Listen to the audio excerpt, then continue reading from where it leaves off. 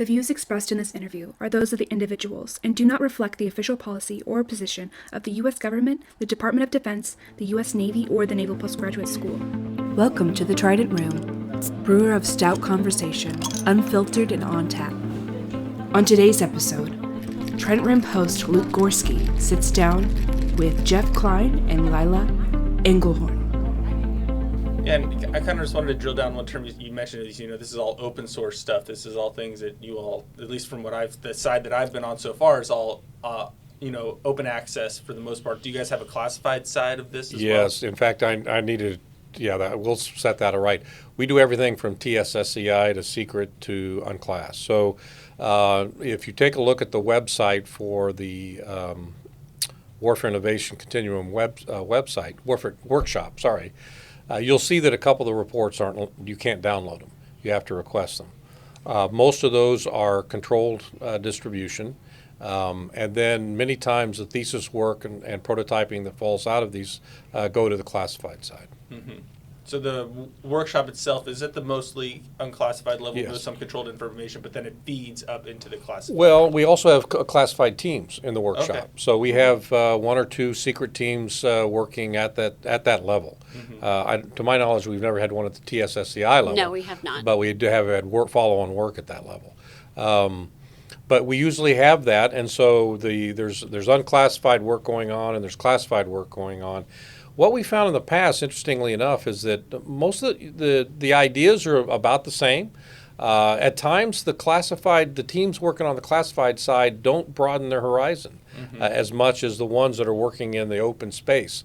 We get most of our left field ideas that are, hey, that's really great, from the teams that are distro A. That way, are unclassified. That way, we also are able to integrate our allied officers and some of our foreign officers, and they bring an unbelievable perspective about the areas, the cultures, and how certain technologies may or may not be able to be used in the environment that they live in.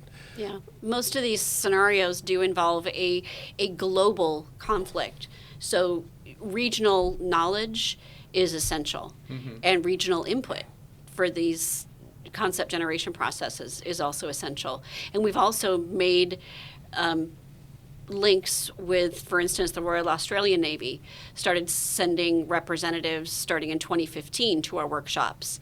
And they took our model and employed it for the Royal Australian Navy for their own warfare innovation workshop, looking at a problem space that was of interest to just the Royal Australian Navy, and brought in industry and academia, just like we do here, to get more perspectives on that problem space. And I was lucky enough to go to Sydney to help them run their first workshop. They just held their third, and they have actually created an entire program around running these innovation workshops, which I'm thrilled about for them. Oh yeah, that's awesome. And it's also great, I think, one of the things that kind of jumped out at me, you're talking about the international community kind of being brought in, and again, relating it to the kind of distribution of our forces. So right then we're using smaller ships in general. Well, how many U.S. naval officers have ever really been in charge of a small ship? And a patrol craft being like really the smallest, or some of the riverine ones, which is a really small sliver of our Navy. But other navies, that's, a much larger part, and they're going to have more experience. And as we look at different technologies and this distributed things, looking at people like, oh, well, your Navy has been running these type of things for 20, 30 plus years. Oh, yeah. They can Indonesian military officers, those from Singapore who are part of our systems engineering distance learning cohort. Mm-hmm. Yeah, it's awesome to be able to leverage all of that knowledge. Well, through Lila's organization for our workshop particularly, we've had the last two as hybrid. So we've also brought in international officers from their countries. I think Romania was one. Where else? Singapore.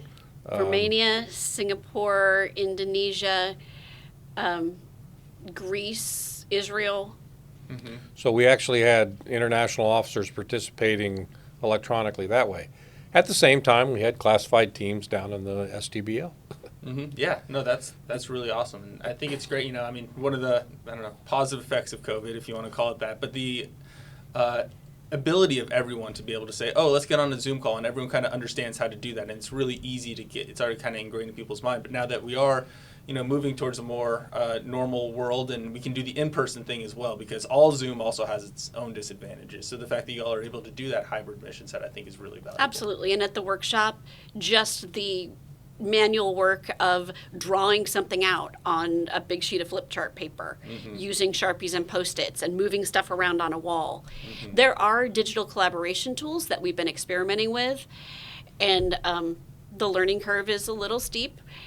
And depending upon the technology of the participants and the comfort with technology and their bandwidth, things crash.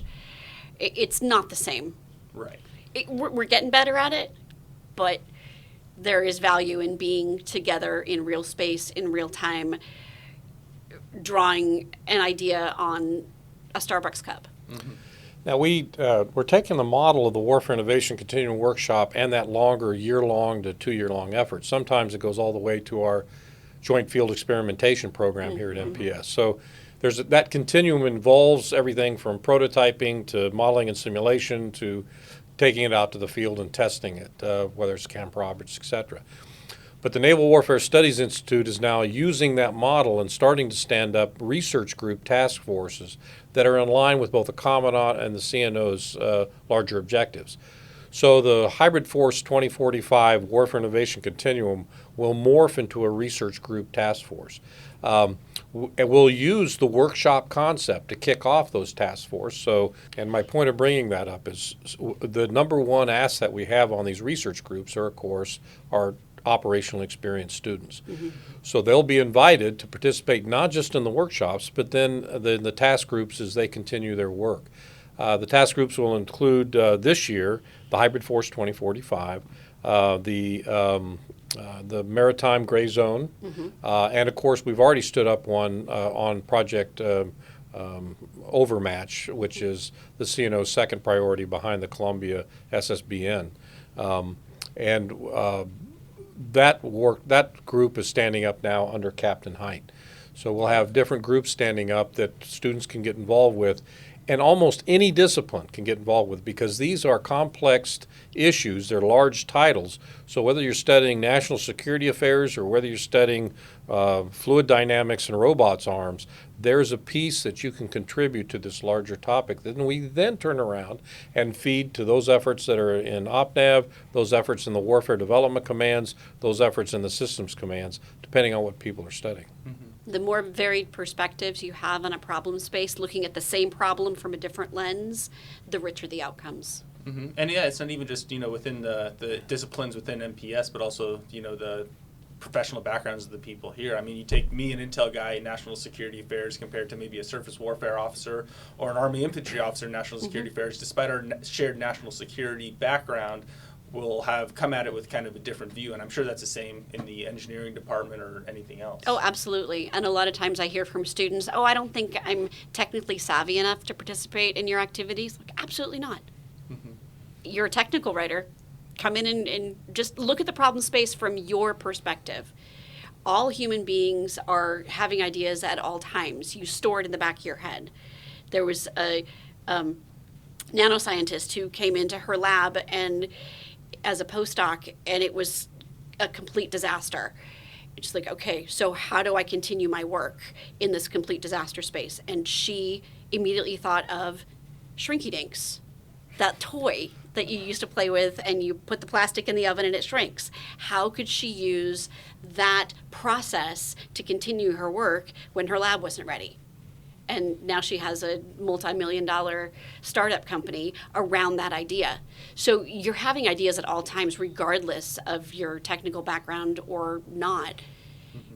I'll give you a specific example, too, and this one involves Lyla and hagfish. So we had one workshop at one time that looked at very similar to what we're going to look in November. That is activities just short of war, everything from maritime sabotage to cyber and honeypots and that sort of thing, right? But in this case, we were asked to take a look at non-lethal technologies that could be used against ships. One of those, and anybody who served as an engineer in the Indian Ocean knows that one of the terrible things that happen periodically is the jellyfish that give birth gets sucked in your condenser, blocks your condenser, and then suddenly you lost your heat exchanger, and now your engineering plant starts to fail. It means you have to open up and clean that stuff up. So one of the ideas out of that workshop with that engineering experience said, why don't we create false jellyfish that would actually be ingested into an adversary's condensers, make them inefficient and stop and clog their heat exchangers, essentially. It's non-lethal and it makes a ship stop. Well, the problem with that is condensers are hot, and most things that are heat don't clog. They do actually the opposite. They start to fall apart, except the goo that comes out of a hagfish. And what happens is we were having, what do you remember the Warfare Center, young junior engineers? Panama City. Yeah, Panama City had sent a team in the workshop, and they took this idea back to Panama City to create this non-lethal capability. Lyla sent them an article about hagfish that give this gooey gunk out as a defense. It's all. How would you describe it? And this is from my time with the Monterey Bay Aquarium Research Institute creating the DEEP exhibit. Hagfish are fascinating. They, as a defense mechanism, if in the episode of predation, if a shark tries to bite them, they create, just with seawater and enzymes, this goo, kind of slime. And it is viscous and nasty and immediate, so the shark spits it out. The hagfish can create many times its volume in slime in a very short amount of time. And it is, I don't know if you've ever touched a slug, but it's that gooey, kind of sticky nastiness. That in a heat condenser. So I was trying to figure out a way to create jellies quickly. And I couldn't do that, but I remembered the hagfish. And there was actually a truckload of hagfish that spilled on Highway 1 somewhere and covered a Prius in slime. So I sent that article to Panama City. Now, the follow-on to that is this. So they were able to artificially reproduce that enzyme, and what they found one of the uses for when the press came out was not artificially stopping or to stop ships. It was, in fact, to create adhesive for battlefield injuries, that you could quickly create this stuff to put on anything that stopped bleeding and hurt like that. So from a problem set to a solution to an innovative use of that solution in another field, I'm very proud of MPS for being able to do things like that. Oh yeah, that's awesome. And it just goes to innovation isn't necessarily always the way that you think it's going to go. No, it is not a straight line. And it's the network that was created in order to make that happen.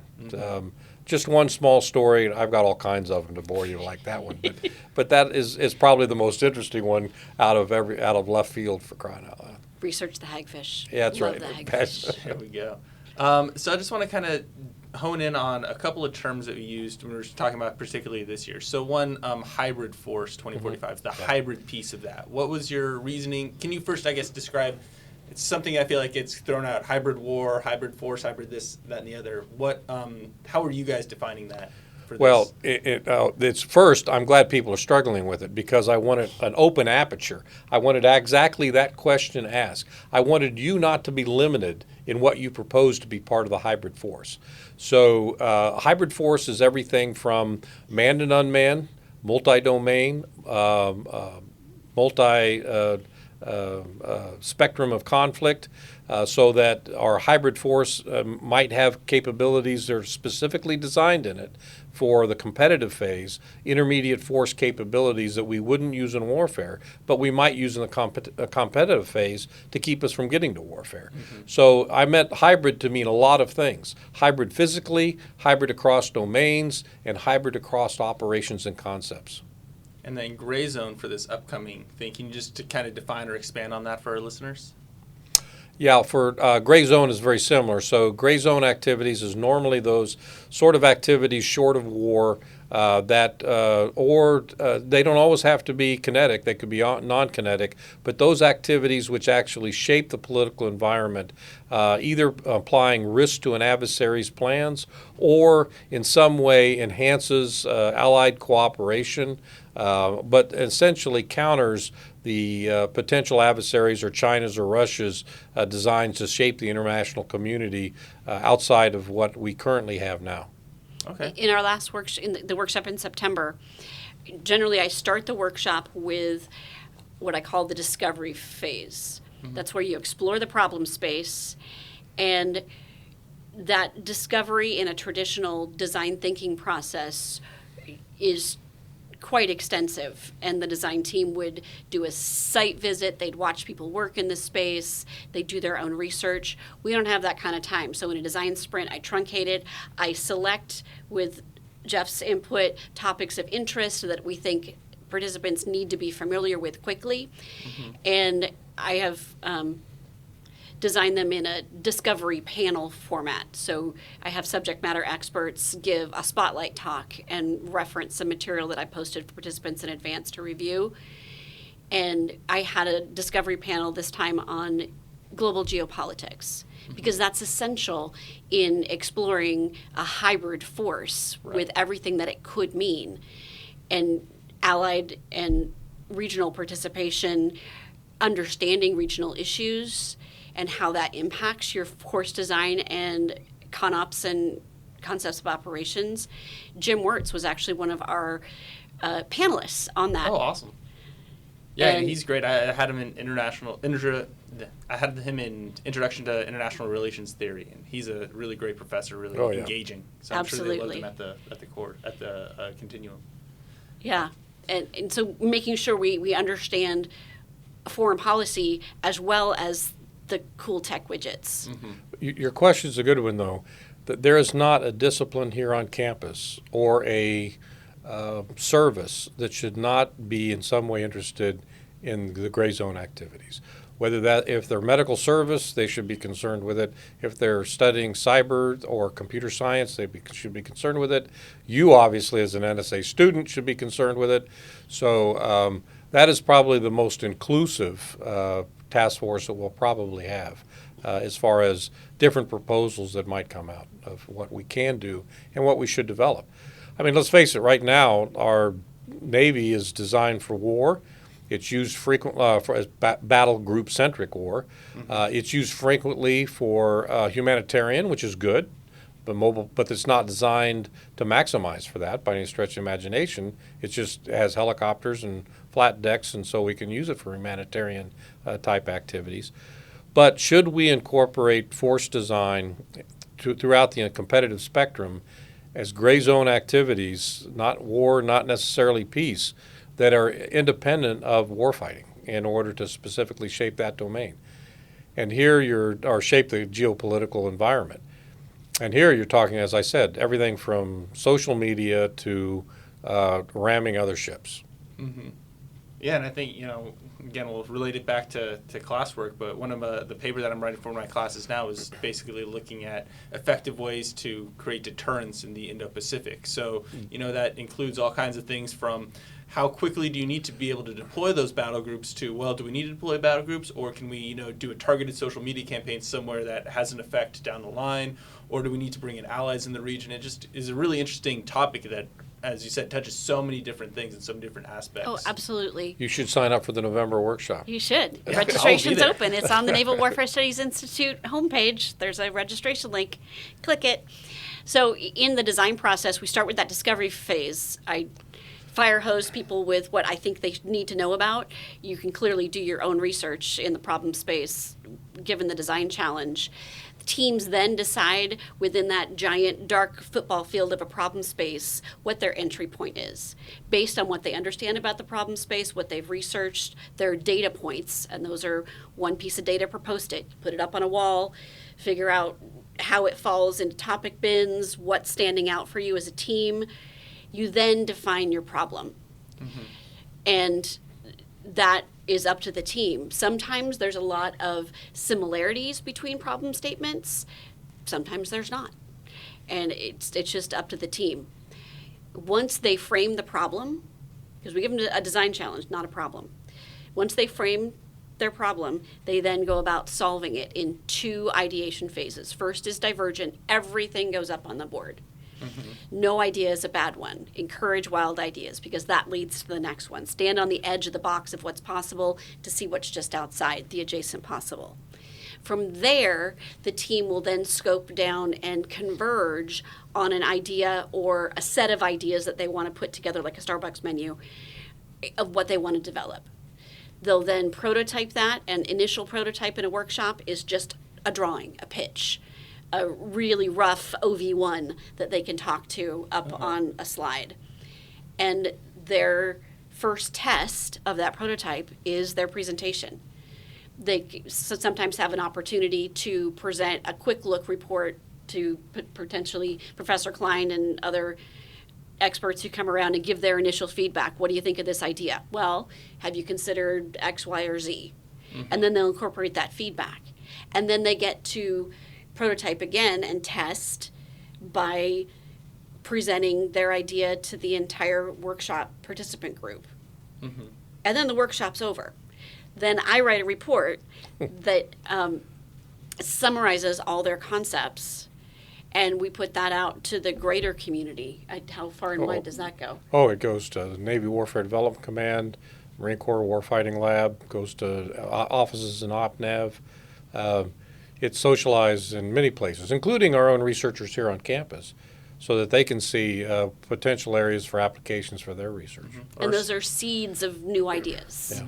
Just to think about and maybe incorporate in their research, or maybe it spawns a brand new project. I had one student who went to the Robo Dojo and took a Pelican box and a bunch of other equipment and created a mobile sensor that would passively float in the waves, and went out to the Coast Guard pier and deployed it to see how far it could go and see how long he could get a signal.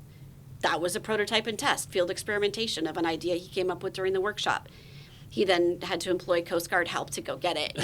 But, things like that. And taking it out to the Joint Interagency Field Experimentation events at Camp Roberts or the Slammer facility across the street, just to fly it, crash it, learn from it, repair it, do it again, blow it up, whatever it needs to happen. Yeah, do all the fun stuff. And Exactly. Just to highlight kind of what you said there, I don't know that we've talked about the Robo Dojo on our podcast here before, but and you guys can correct me if I'm wrong, I haven't actually gotten a chance to get over there, but my understanding is it's basically a 3D printing additive manufacturing lab that NPS students can just go in and learn about how to do it, or maybe they come in with an idea like, this is what I think would be cool to build, and there's experts or people with some professional knowledge there that can help them out. Is that correct? That's right. You don't always have to use a 3D printer. They also have Legos and little engines and computers to help. Arduinos, Raspberry Pi. Right. So that you can program your own robot to do whatever you want it to do. That's exactly right.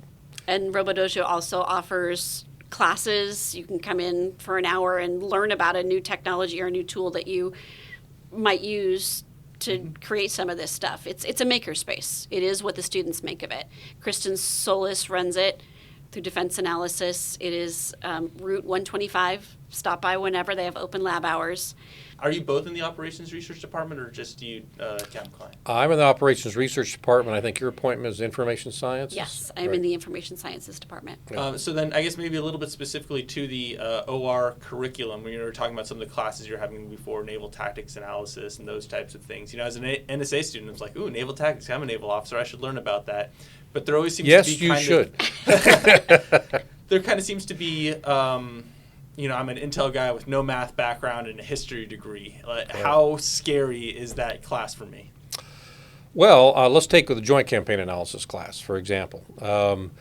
There's two prerequisites for that class. One is some background in probability. So you might have had it as an undergraduate. You may have had it at NPS. If not, then I'll just waive that one. The other one, it's the most unique requirement probably on campus, is operational experience. So some form of operational experience is a prerequisite for the class. And the reason why is because we combined basic probability and math models with the operational experience to try to bound uncertainty and risk in large campaigns.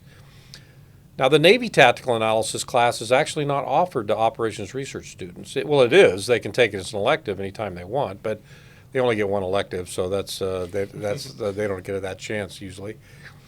But that's offered to our systems engineering analysis students and our distance learning masters of systems analysis students. That requires a little bit more math because we get into search theory. And so, but if anyone's had a basic class in calculus, we don't immediately go back to calculus. We just use some of those equations to help build models, and then we use those models. So the only calculus you have to know is to say, okay, and I teach this as a survey course too, by the way, so that there's no calculus. That is, I say, here's the formula, here's how we use it. If you're interested in how it was derived, then read this paper because it's got to do with calculus.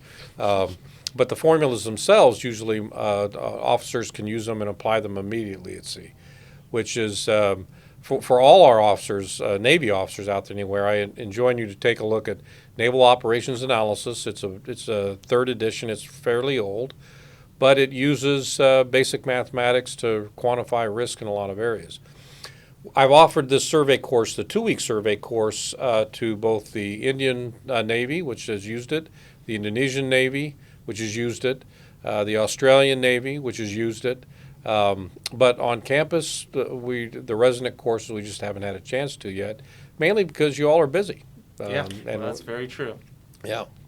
Well, hey, maybe I'll have to dust off some math and give one of those a shot. We'll see if the schedule can take it and everything else. Well, let me say one other thing before I turn it over to Lyla for her ending comments.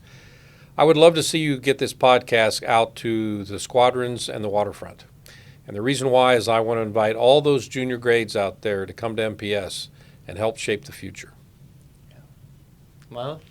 Well, with that final line, good heavens. I feel like, yes, MPS students are busy. But what I hear over and over again from MPS students who participate in these workshops, these rapid concept generation events, is, I had no idea. That was fantastic. If I had known, I wouldn't have resisted Ms. Englehorn's imploring me to sign up.